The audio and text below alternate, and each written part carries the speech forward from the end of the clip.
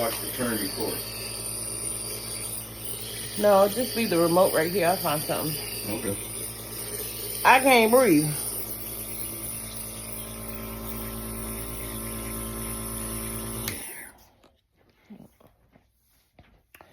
Y'all was struggling so bad. Y'all hear that? I was struggling so bad last night to breathe.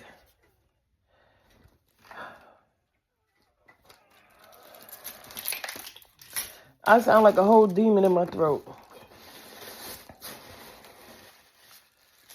They didn't give me a mask. But y'all, asthma is asthma ringing. And I'm over it. I can't even use my CPAP. And it ain't, the CPAP is probably a weight thing. I just need to lose about 40 pounds. I'm 285. But asthma has been an all my life thing, and I was skinny all my life to now. So, I'm over it. The Lord said, by his stripes, I'm already healed. I'm already healed. I'm going to speak it. In Jesus' name, amen. You said, D? I said, I've been in that same situation before. What? The hoarders? Mm-hmm. Your mama was a hoarder? Mm-hmm. Mine too. My mama was a hoarder. Uh-huh. My sister was a hoarder. My aunts were hoarders. Woo. I lived amongst a lot of hoarders. You and me both. And it turned me into a minimalist because I don't never, it's to the point where I give away stuff that I actually need. It made me the opposite. It's like somebody get raped, a female get raped. They can put it in the back of their head, but they never forget what happened. They eyes are so long to the point they just wanted it, and then all of a sudden they turn around and don't even want it, so they wanted to stay where it's at to the point they want to pile it on, to the point it scatter all over the place. Right. That's something I don't deal with. Oh, shoot. What? It's gone. You want to go check the mailbox? Yeah. I've been there. Huh? I've been there. Yeah, you had to deal with hoarders. I can't deal with it until right down there. That's why when I took you shopping, you told me, I don't need no more clothes. Exactly, because I'm not trying to be no hoarder.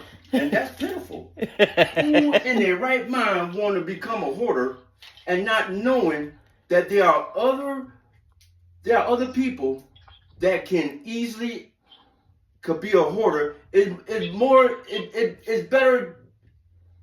better not become a hoarder than let someone else become a hoarder, because 9 times out of 10 that someone else become a hoarder, and when they do become a hoarder, guess what happens? What? You had to go travel from where they at, and by the time you step foot to their door, and as soon as you look right at in the front room, guess what? What? Front room scattered, but by surprise, you're going to look at the bed, the whole entire room, and then you're going to smell something that's not pleasant.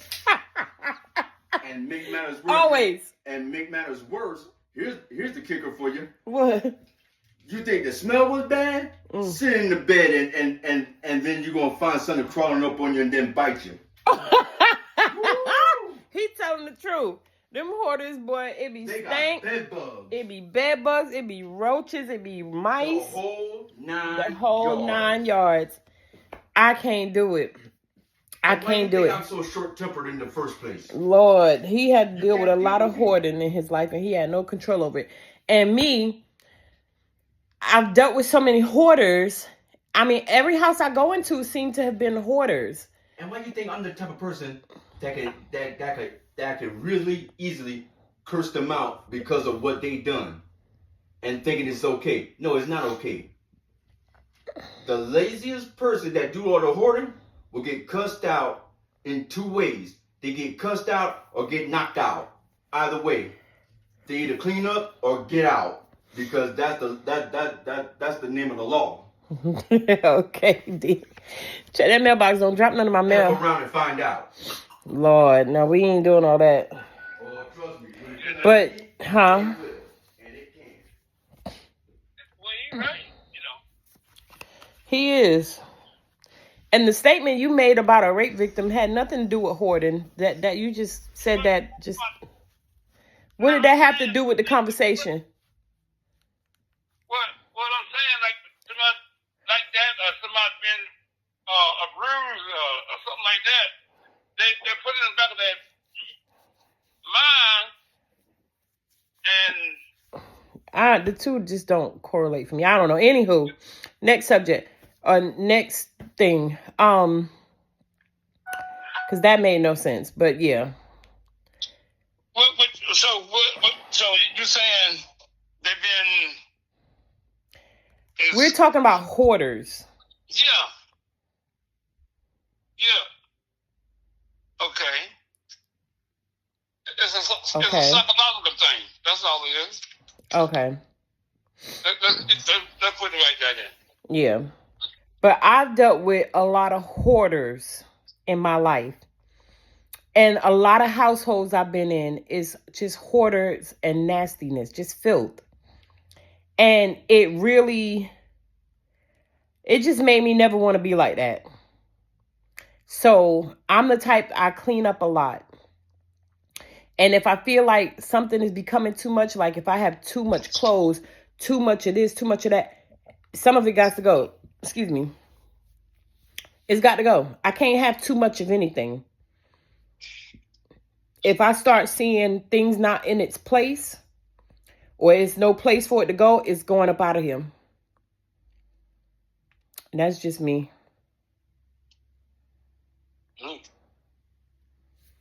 So yeah. Let me go check TikTok. They blinging, blinging, blinging. They bam, blam, blamming. You know, it's another thing that I thought of when it comes to this hoarding stuff. Like people that are hoarders, they don't realize if they pass away, somebody gotta deal with all that stuff. Yeah, that's all they're gonna do is get a dumpster and a whole big dumpster and throw it all in the trash. If it's left up to me, ain't none of that sentimental to me. I'm throwing it all away. I was trying to tell my mama that too. I'm like, you hoarding all this stuff. But when you pass away, who wants this stuff? Nobody. Nobody's going to want that. We're going to literally throw it all in the trash. And then it's like, it's a selfishness to me. I don't understand hoarding. I don't. But I do understand psychological problems because I have some.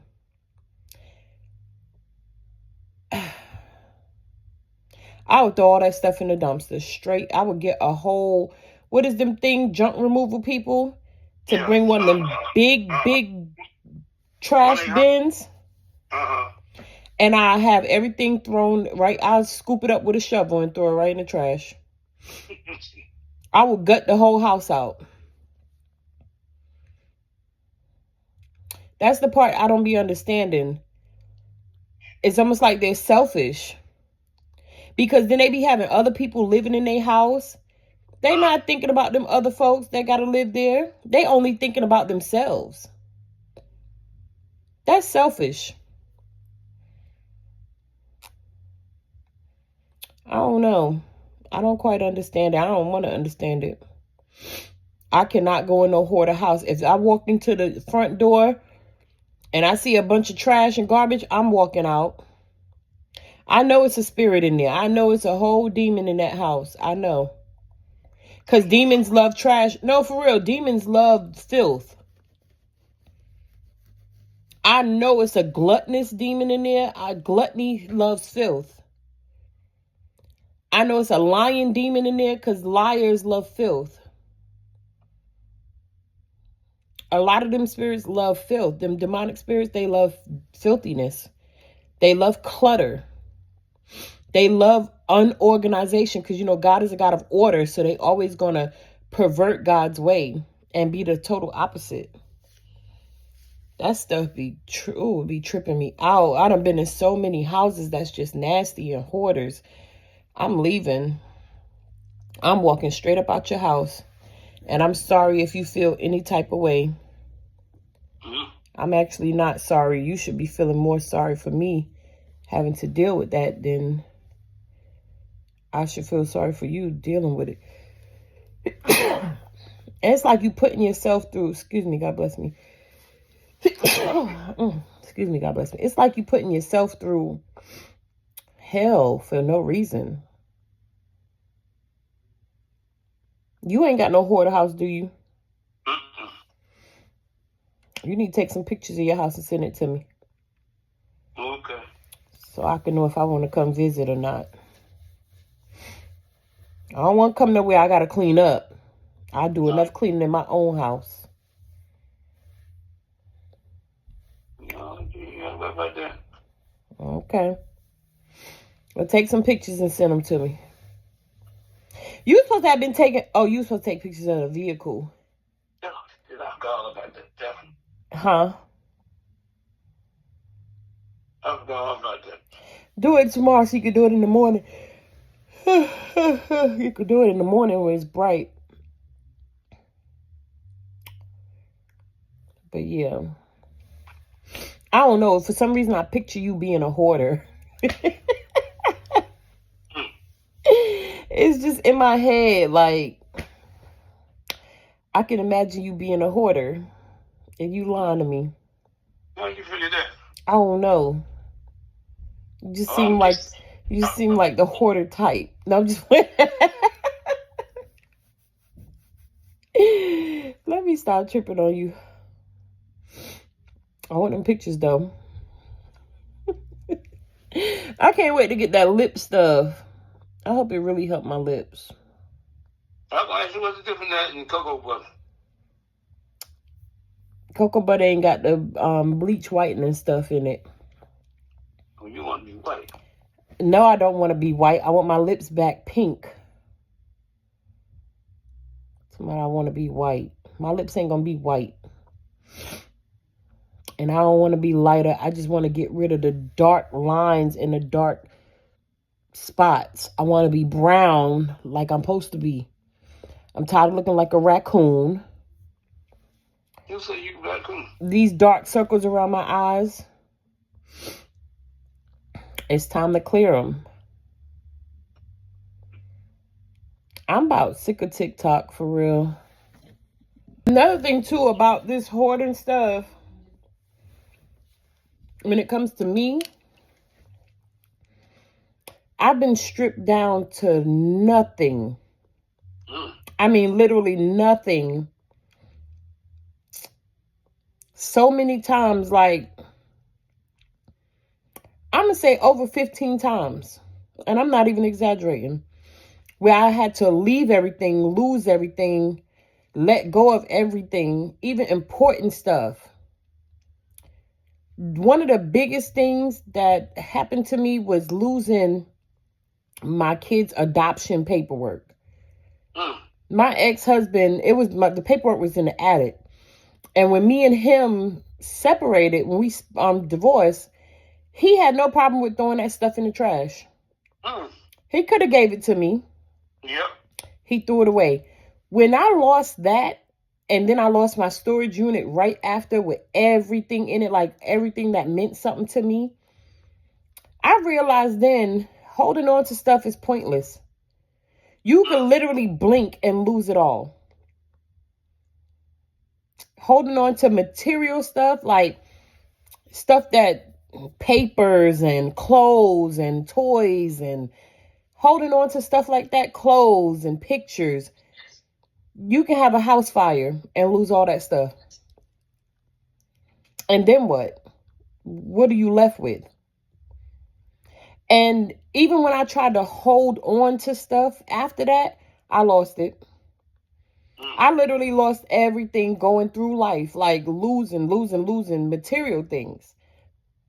But I never lost myself. I never lost my praise. And so that's the only thing that mattered to me was God. That's the only thing I want to hold on to. I've lost family members. So even if I lost my kids, I ended up losing my kids, 2 of them, to adoption. So it's like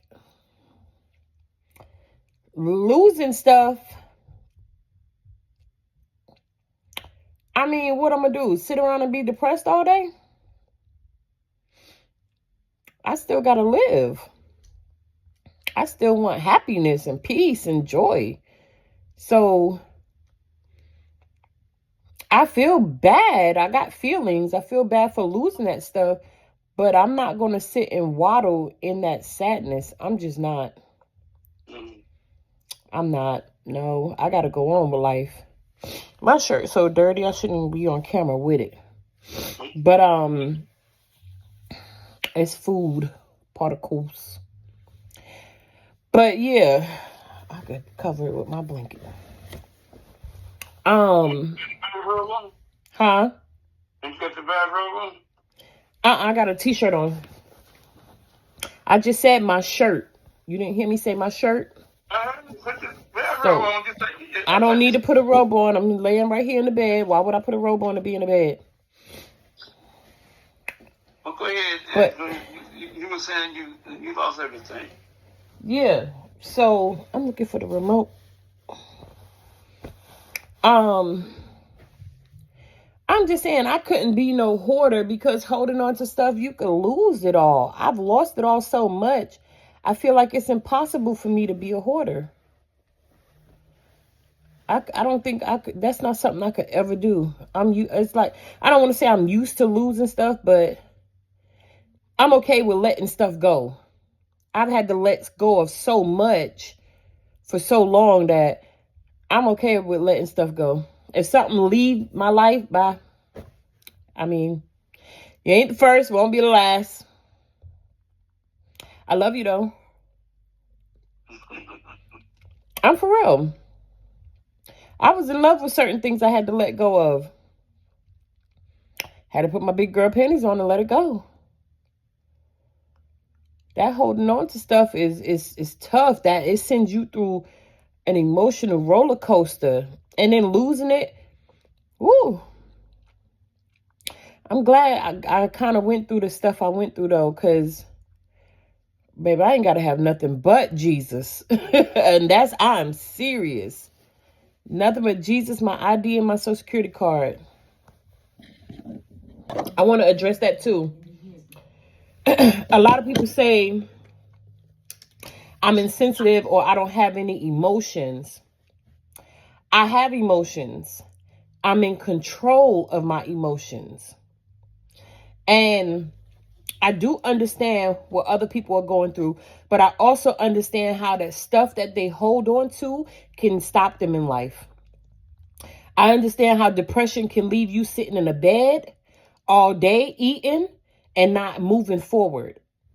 So for me, because I've been through what people are going through, not everything, but I've been through enough of it to see how much it held me back in life. I should be way further in life than what I am now. And it's stuff like depression and overeating and hoarding and filthiness and psychological issues and wanting to give up and wanting to end your life and stuff like that. I've been through all that. And that stuff does nothing but hold you back. When I say it stagnates your life, it will stagnate you. You can't move forward when you hold on to stuff like that or when you're going through stuff like that. You cannot move forward in life. And that's what made me push myself up out of that.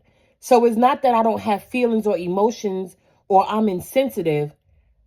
I'm not trying to be stuck. Those things make you stuck in life. You will literally sit there, binge watch TV, binge eat, and binge sleep because you holding on to something. You're depressed. You can't move forward. You can't let go. You will stop yourself in life from moving forward and having the things that you know you deserve. All because of a feeling. For real. And the crazy part is, especially women, we feel everything. Life is not based on feeling. God don't care nothing about no feelings. When you really get to know God and that spirit realm don't give a hoot about your feelings. That you, while you going through something in your depressive state, man, that devil be tearing your tail up. He do not care that you sad or depressed.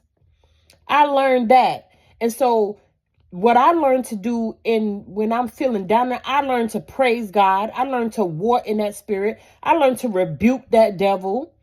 So when people say I don't have emotions, I got emotions. My emotion says praise the Lord. Yep. My emotions say get up and get through this. Get your tail up.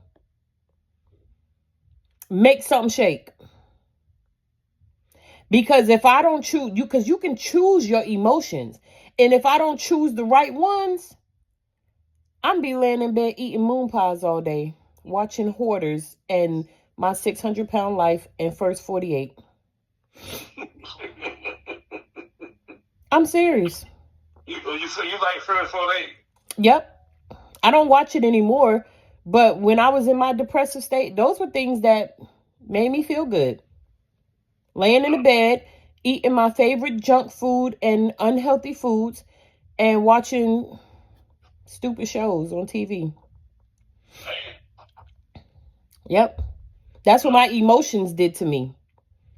So, why you just take the problem to Jesus? Why you? Because I was basing things off of my emotions, how I felt. I didn't feel like talking to Jesus then. I feel like talking to him a whole lot now. But back then, no. I felt like being depressed. I felt like being sad. I felt like crying. Huh? Then you got to a point you want to kill yourself. Yeah, people get to that point. Yeah, I've been there 2-3 times. And what would be the purpose of that then? To end your sorrow, to end all the problems that, even though you still gonna go through problems. But see, I'm telling you, like when you said, it's like I don't have any emotions. I have emotions. I just choose them wisely. I choose how I'm gonna feel about a situation. And if I don't feel like being sad and depressed, I'm not. If I feel like laughing at that, I'm gonna laugh. I sure am. What was so bad that you wanted to kill yourself? Emotions.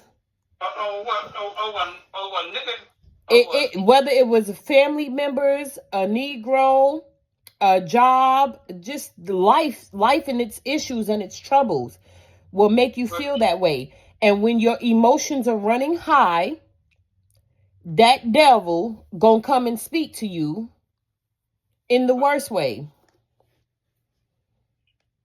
Yeah, all this stuff.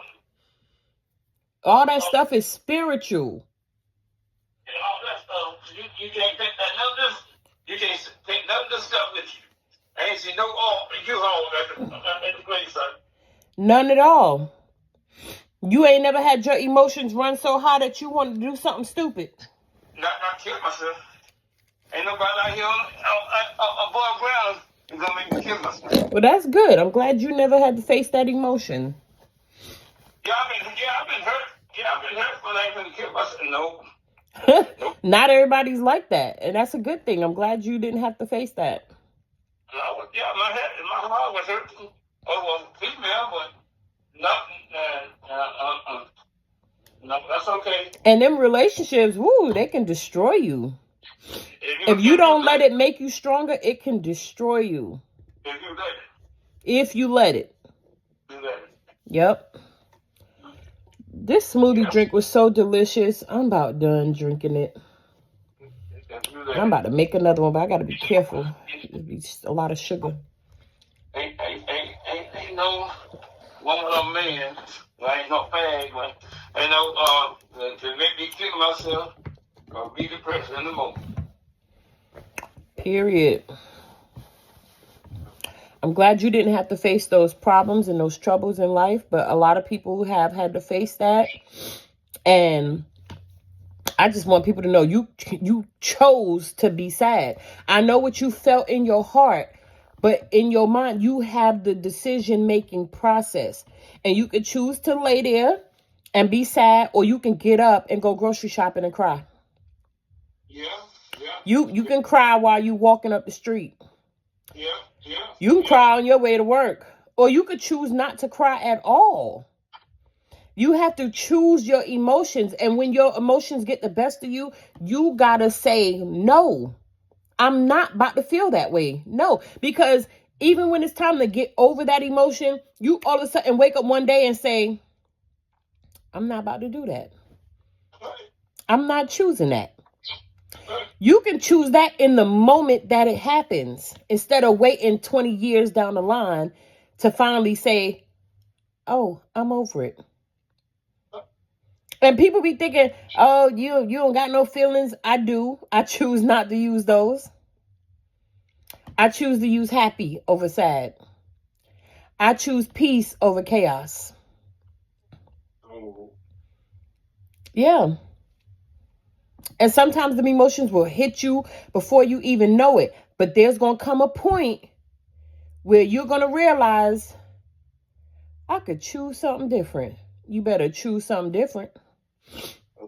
Show better. And now that I've been through so much hell, it's easier to choose peace now. I've been through enough. I'm tired.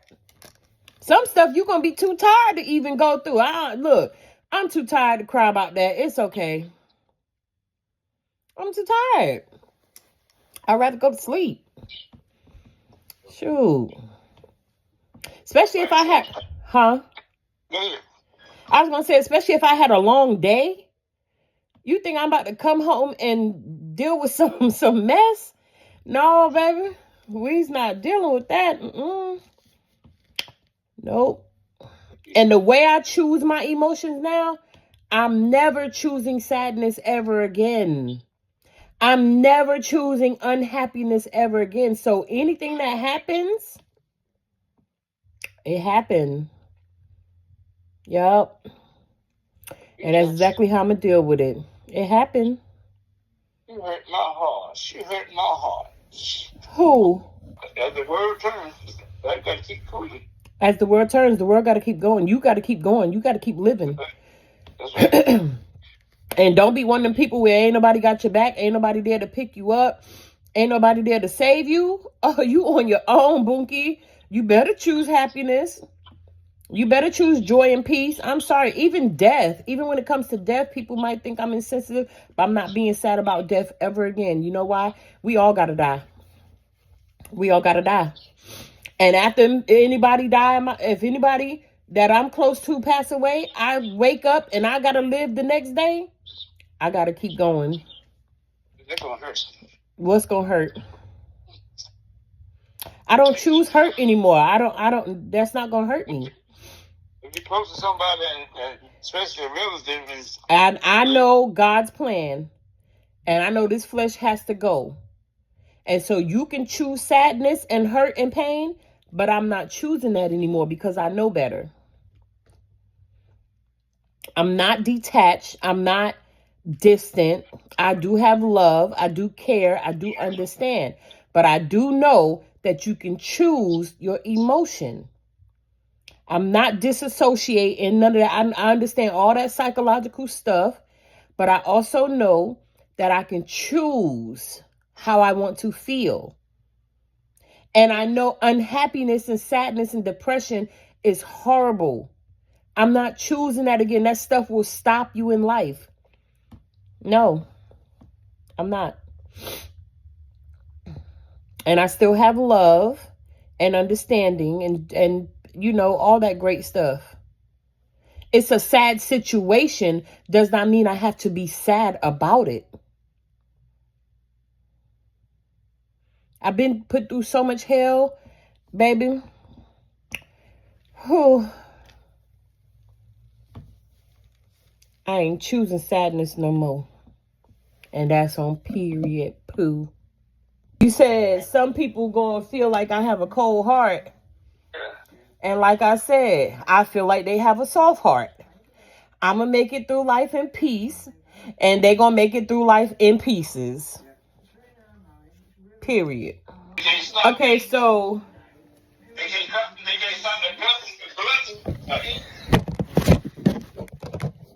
You said, say that again. They can't stop the gluttony of eating. So gluttony is a demon. And that demon has attacked me. Still attacking me to this day some. I'm really trying to fight this thing off. But it's a mental thing, and it's an inner soul thing. But you can stop just like anything. Yeah, you can. You can stop. But you have to have willpower. And I mean, you got to have some strong willpower. And one thing about it, when you stop all other things, like say if you the type to stop smoking, stop drinking, stop this, stop that, gluttony is coming. It's coming for your whole jugular. That thing is tough to get rid of because food is very satisfying. It's a war dealing with you and food. War. If you know it's all that weight behind because your heart can focus so much. And they know if you know all that eating, all that fat get around your heart, and your heart gonna start dragging, pumping the blood. So you don't realize that? Do you realize it? Because you fat too. Well, ain't no fat, but ain't that big. You are. You got a big stomach. And you don't have that big stomach for no reason. You have that big stomach from eating. Yeah, so we talking about me. We talking about you. I'm talking about people in general. Okay, so that in general includes me and you. You can't talk about other people and you not talk about me or yourself. Because there's no way I'm gonna sit here and talk about fat people and not include us. We both sitting here looking like we 9 months pregnant. We have these big stomachs because we eat too much. We overeat. And we eat unhealthy food. Let's face the problem. You're going to face the problem, face it. We're not going to point the finger. We're not going to point the finger at other people until we point it at ourselves. I'm big because I eat unhealthy food. You got that big gut because you eat unhealthy food. You have a gluttonous demon attacking you just like I have one attacking me.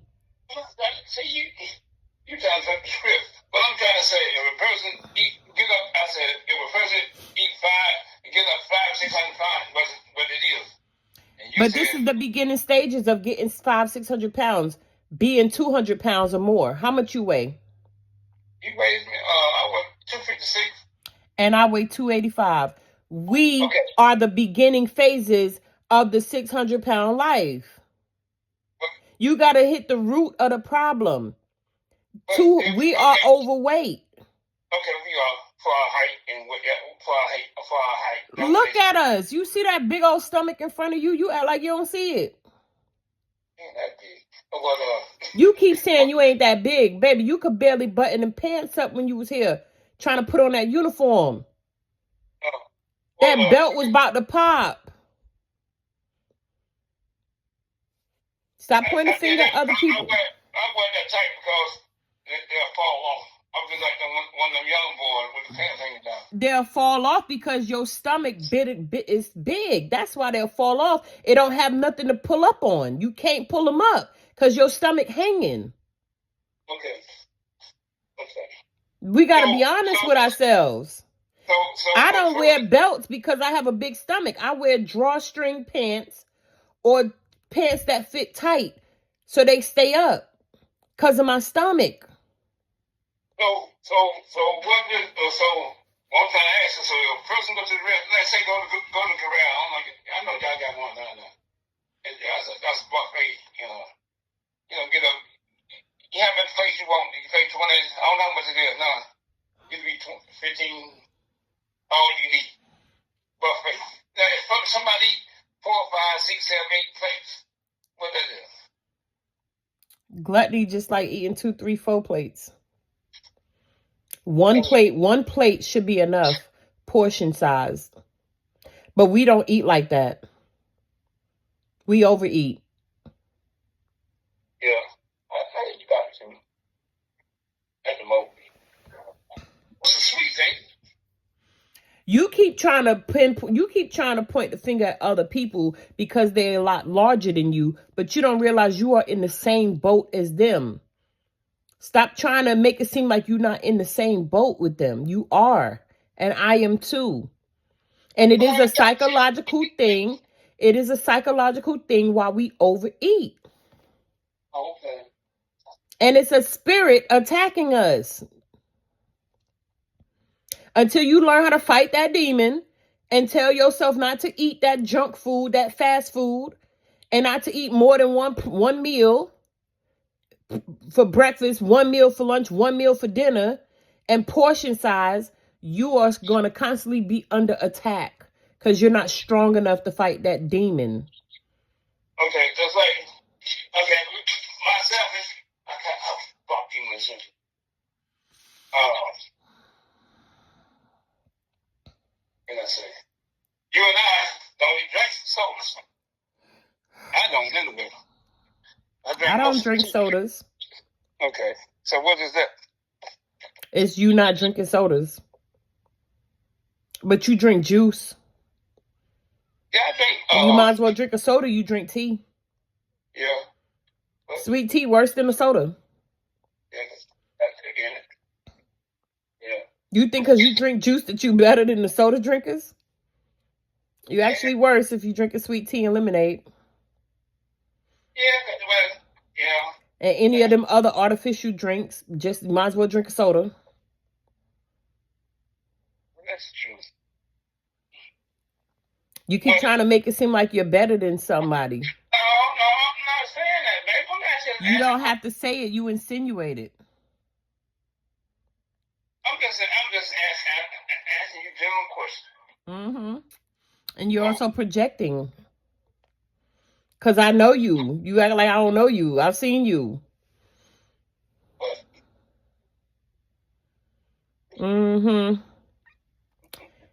Anywho, you were saying about my sister. No, I know you wasn't talking about her, but I know we mentioned her. She passed away. She was 685 pounds. And she got that way because of trauma and abuse when she was younger. And I witnessed some of the trauma and abuse that she went through. And she went through hell. I remember one incident where she was in charge of watching us. She watched the younger kids. And I can't remember exactly what happened. I want to say that was the day when my brother's needle to his turntable got broke. And I know my mama had just bought him that needle. And I remember me breaking the needle. I know I was trying to like scratch on the turntables. And I broke the needle. I didn't know. But I didn't know that needle was that expensive. I think she said she had paid like $200 for that needle or something like that. Anywho, I think that was the day. If it wasn't that, it was because the house wasn't clean. Because we used to get our tails beat when that house wasn't clean. But I remember my mama coming home. And y'all, I love my mama, so don't do too much. But I remember my mama coming home and taking a mop stick and beating my sister over the back with that mop stick. She beat her so bad, the mop stick broke. I remember seeing it break in half. I'll never forget that moment. That memory stays in my head so bad. Like, you beat her over the back with a mop stick. And it was all because she was supposed to keep an eye on us. And we were bad kids. We were. And my mama beat the crap out of her. And she would always have to take the bulk of the beatings because we used to get beat with extension cords. I remember my mama made us go and take a shower and come out wet, naked. Get out the shower wet and whoop us with them extension cords. Ooh, them webs used to be so big. Woo, she used to tear our skin open. And I know my sister got the bulk of those horrible beatings. And so that traumatized her. I know it was some type of molestation or something going on. But my sister was traumatized. And I remember some of the trauma that she went through. It was horrible. The show just come on and cut something about 600 pounds. My 600-pound life, yes. And my sister she would have been a great candidate for that show and for hoarders because she was a hoarder really bad and she was morbidly obese. The thing is, me witnessing my sister trauma made me understand why people sit back and eat their life away, and why they're so depressed, and why they hold on to stuff, why they hoarder. I understand it. And that's why I don't never want to be it. Because I've witnessed it. So much so it was right, like dead smack in my face. Also, I witnessed my sister having to be a mother too early. She had to raise kids that were not hers. And all the weight of the household was put on her at such a young age. Like, she didn't have the time to be a child. So a lot of those people, things happened in their childhood that they wish would have never happened, or that it happened to them and it was so traumatic that they're trying to relive it. And that's why they hoarder. Like, my sister probably was never able to have anything because she had to like share everything with us. She had to always be there for us. She never really got much. Like, it's just crazy now that I look back at it. The price that she had to pay for her siblings. Like, she had to pay a major price. I ain't gonna lie. Because she took the bulk of the punishment. And it was our fault. But we were kids. So we didn't know any better. We just was wanting to be kids and play. And we was a tad bit destructive. I ain't gonna lie. I remember that time me and my brother, we playing with fire. We playing with the lighter and the spray can. It was like a can of hairspray. And we making a blowtorch. And we ended up lighting the lighter and spraying the hairspray. And it made a blowtorch. And we was just excited to see the blowtorch. And it caught the curtains on fire. Lord have mercy. We knew we was going to get our butts tore up that day. We used to layer our clothes. Like, we used to put on like 10 outfits. So that when she whoop us with that extension cord, we don't feel it. That's why she used to make us get naked. Because we would layer up them clothes. What? She about to come home and whoop our tails with that extension cord? Man. Woo, that was some horrible moments. That's crazy. Yep. So that made you traumatized. Yo. Traumatized. Them whoopings traumatized us. The stuff that we had to go through traumatized us. Like, if her house wasn't clean when she got home, and I mean spotless, her walls had to be wiped, her floors had to be mopped, the beds had to be made, everything had to be clean, folded up, and put in its place. It had to be spotless. It reminds me of Hard Knock Life, when them kids had to clean up like that. It reminds me of that. But we had to have her house spotless when she came home.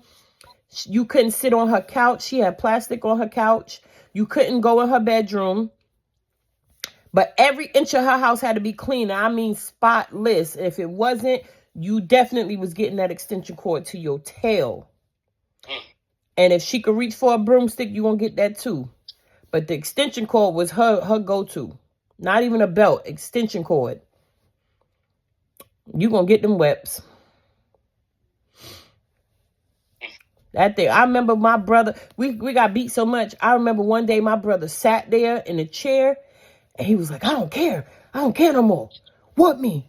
I don't care. Like, he was so, I don't even know the word for it, but he just took every strike she hit him with.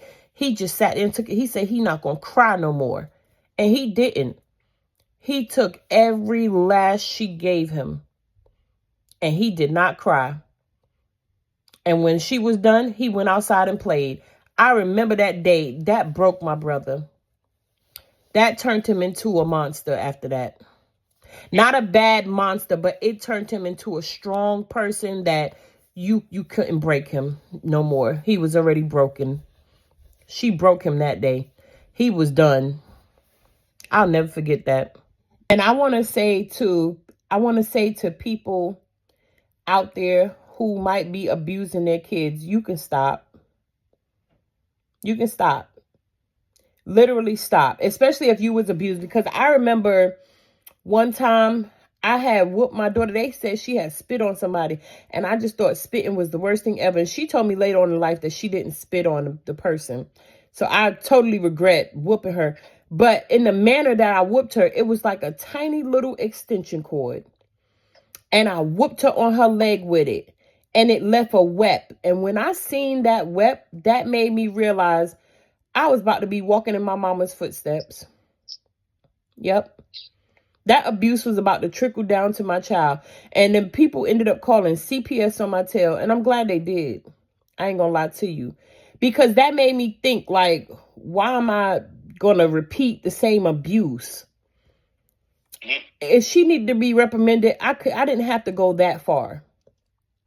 And even though I was just whooping her on her leg, she still got that mark till this day. She never gonna forget that whooping. That was probably the worst whooping she ever got. And I remember I was going through hell during that time. And it wasn't I was taking my anger out on her, but it was like, I don't need you to act up right now. We are in the worst position ever. And to my daughter, I am so sorry for whooping her like that. Because I'm telling you, she didn't deserve that. She didn't. That was my mother's abuse coming out of me. That was the way I knew to discipline.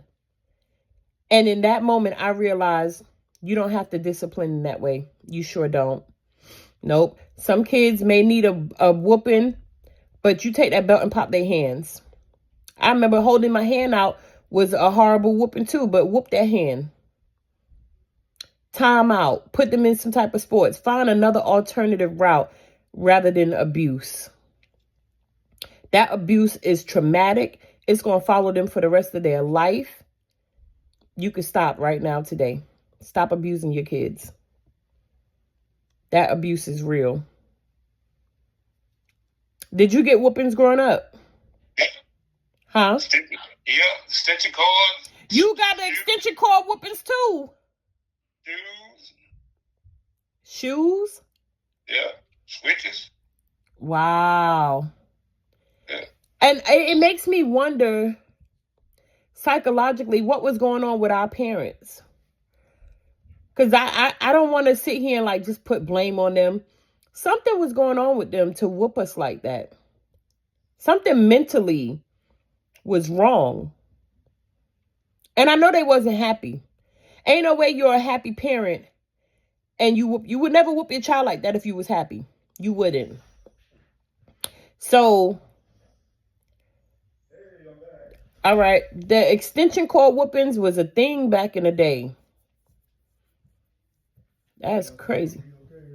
Now you can't hit the child now. I'm glad they made it so that you can't hit them, because if you could hit them, they would be abused, because them kids were being abused, man. No, they ain't. I think now, How you gonna learn right and wrong? And so if you had kids, you would whoop them with extension cords. I wouldn't know with my belt. Got some of them too. I understand a belt, but I understand putting them across your lap and spanking their behinds, and I understand making them hold their hand out. Any other whooping? No. Nope. What talking about put you in the timeout and put you in the corner and take your stuff? That ain't doing nothing for you. That don't help certain kids. Some kids it do help. But I think these kids really just need to be, The white kids. It don't matter what kid. Color don't matter when it comes to abuse. And color don't matter when it comes to putting a child in timeout. Some of these kids need to be put in timeout. Timeout does work. No, it don't. Yes, it do. I've worked in a daycare. Timeout worked. Okay. It might not work for every single child, but it does work. You ain't raised no kids to know if that works or not. You sitting there talking about race. It ain't got nothing to do with color. Children are children. All colors. They all gonna cut up. I think it's a matter of parents learning how to redirect that behavior. Parents learning alternative ways. Parents putting them kids into some type of sports or something. Redirect. It works. You just want to be whooped because you used to that abuse. So you want to use whoopings because you was whooped. That's That's why most of them come up and don't know who they are. That's not why. Yeah. Because they wasn't whooped. Y'all crazy. Yo, the psychological things, everybody crazy to me. Even those that got whoopings got psychological issues. Y'all, you think somebody else supposed to be whooped. That's crazy. That's crazy. That's a mental problem right there. You need to see a therapist. Who that? You. Why? You really think a child have to be whooped? And a black child at that. You don't even think a white child got to be whooped since you want to put race in it. Since you think only white people put their kids in time out. You think black children supposed to be whooped? I'm gonna take your phone. I'm gonna take this a game from you 30 days. What the hell? That ain't gonna solve nothing. That nigga's not They gonna just solve gotta nothing. be whooped. And a lot of black people feel this way too. That ain't gonna solve nothing. I'm gonna put you. You on punishment 2 weeks. You gotta stay in the house. Come on now. Come on now. So just abuse the poor child, and that's gonna make it better. Dang. We all got issues. That's the crazy part about it. That's crazy. Parenting is a serious thing. When they started that time out, man, the black people got the problem. Because we followers. They follow us. Black people follow us. Black people are followers. How old are you? No, we followers. He's 62 years old. That's why you feel the way you feel. You still in the slavery days. No, I'm not. Black people are followers. Yeah, wow. We are. Tell the truth, man. Tell the truth, saying the devil, we are. We are. I ain't no follower. I'm a follower of Christ. If I'm going to follow anything, I'm going to follow Jesus. I ain't never been that follower stuff. I've always been a trendsetter. If we growing up, my area, we growing up getting a booking, and now these kids talking about time out, put you in the phone and take you. I'm going to call child protection, and all this stuff, Man, please. All you got to do is redirect that behavior, change their atmosphere, put them kids in some type of great activities. I'm telling you. They can learn a different form of discipline. Everybody think discipline is a whooping, and that's a problem. There's other forms of discipline that works. Okay. I'm telling you. That's why these kids messed up now, because they ain't getting whooped. I don't know what she is. You a man that one girl and all that stuff. Just take everybody back to slavery, I guess. Make America great again, like Trump said. It worked in the slavery days. I guess it'll work now, huh? Oh, society is so lost. Our people are so lost. I'm praying for the nations.